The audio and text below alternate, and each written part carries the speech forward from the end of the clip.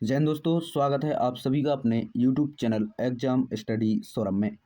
दोस्तों, आज की इस वीडियो में रेलवे ग्रुप डी एग्ज़ाम 2026 जो कि 3 अगस्त से शुरू होने वाला है, उसके लिए कोशिका यानी सेल चैप्टर से हम टॉप 50 MCQ क्वेश्चन को कवर करने वाले हैं, जो आपके आने वाले एग्ज़ाम के लिए बहुत ही महत्वपूर्ण होने वाले हैं। दोस्तों, कोशिका चैप्टर से पिछली बार 101 शिफ्ट में हर शिफ्ट में कोशिका से एक क्वेश्चन तो पूछा ही गया था और किसी किसी शिफ्ट में 2-2 क्वेश्चन देखने को मिले थे। तो वीडियो आपके लिए काफ़ी ज़्यादा यूजफुल होने वाली है। तो फर्स्ट क्वेश्चन है, कोशिका की खोज किसने की थी? कोशिका की खोज रॉबर्ट हुक ने की थी, यानी इसका आंसर वी हो जाएगा। अगला प्रश्न है, जीवों की संरचना एवं क्रियात्मक इकाई क्या है? जीवों की संरचना एवं क्रियात्मक इकाई कोशिका है, यानी इसका आंसर बी हो जाएगा। अगला प्रश्न है, कोशिका सिद्धांत का प्रतिपादन किसने किया?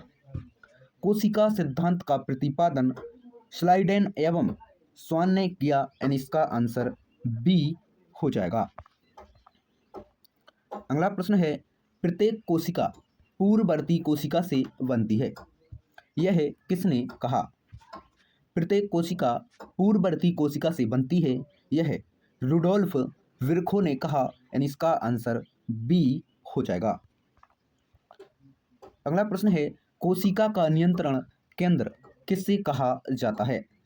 कोशिका का नियंत्रण केंद्र नाभिक को कहा जाता है, यानी इसका आंसर बी हो जाएगा। अगला प्रश्न है, कोशिका का शक्तिग्रह यानी कि पावर हाउस किसे कहते हैं? कोशिका का शक्तिग्रह माइटोकॉन्ड्रिया को कहते हैं, यानी इसका आंसर बी हो जाएगा। अगला प्रश्न है, प्रोटीन संश्लेषण कहाँ होता है? प्रोटीन संश्लेषण राइबोसोम में होता है, यानी इसका आंसर बी हो जाएगा। अगला प्रश्न है, प्रकाश संश्लेषण किस कोशिकांग में होता है? प्रकाश संश्लेषण क्लोरोप्लास्ट में होता है, यानी इसका आंसर बी हो जाएगा। अगला प्रश्न है, कोशिका का आत्मघाती थैला किसे कहते हैं? कोशिका का आत्मघाती थैला लाइबोसोम को कहते हैं, यानी इसका आंसर बी हो जाएगा। अगला प्रश्न है, कोशिका में ऊर्जा का निर्माण कहाँ होता है? कोशिका में ऊर्जा का निर्माण माइटोकॉन्ड्रिया में होता है, यानी इसका आंसर बी हो जाएगा। अगला प्रश्न है, डीएनए मुख्यतः कहाँ पाया जाता है? डीएनए मुख्यतः नाभिक में पाया जाता है, यानी इसका आंसर बी हो जाएगा। अगला प्रश्न है, आरएनए का निर्माण कहाँ होता है? आरएनए का निर्माण न्यूक्लियस में होता है, यानी इसका आंसर ए हो जाएगा। अगला प्रश्न है, पौधों की कोशिका भित्ति किसकी बनी होती है? पौधों की कोशिका भित्ति सेल्यूलोज की बनी होती है, यानी इसका आंसर बी हो जाएगा। अगला प्रश्न है, कोशिका झिल्ली किस प्रकार की होती है? कोशिका झिल्ली अर्ध पारगम्य होती है, यानी इसका आंसर बी हो जाएगा। अगला प्रश्न है, सबसे बड़ी कोशिका कौन सी है? सबसे बड़ी कोशिका शुतुरमुर्ग का अंडा है, यानी इसका आंसर बी हो जाएगा। अगला प्रश्न है, मानव शरीर की सबसे लंबी कोशिका कौन सी है?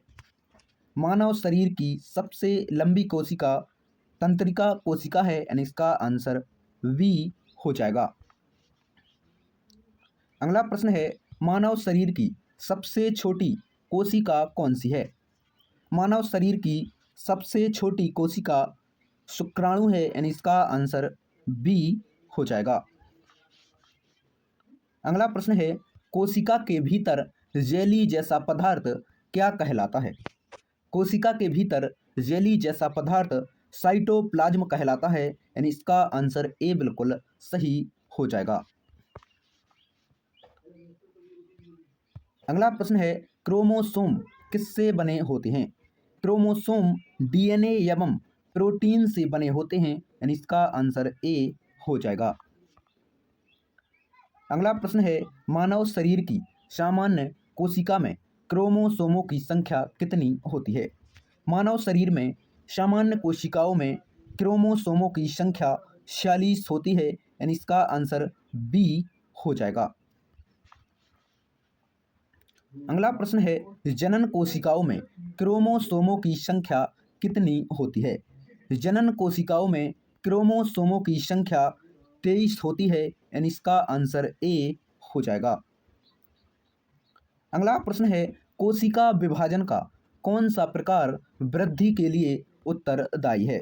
वह समसूत्री विभाजन है, यानी इसका आंसर बी हो जाएगा। अगला प्रश्न है, अर्धसूत्री विभाजन कहाँ होता है? अर्धसूत्री विभाजन जनन कोशिकाओं में होता है, यानी इसका आंसर बी हो जाएगा। अगला प्रश्न है, कोशिका का आनुवांशिक पदार्थ क्या है? कोशिका का आनुवांशिक पदार्थ डीएनए है, यानी इसका आंसर बी हो जाएगा।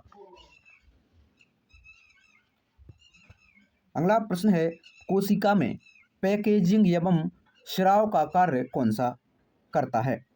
कोशिका में पैकेजिंग एवं स्राव का कार्य गोल्गी तंत्र करता है, यानी इसका आंसर ए हो जाएगा।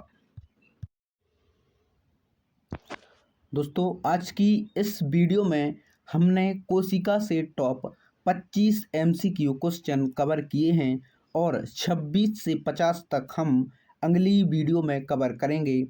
तो वीडियो को लाइक और चैनल को सब्सक्राइब जरूर कर लें ताकि अगली वीडियो आए तो नोटिफिकेशन आप तक आ जाए।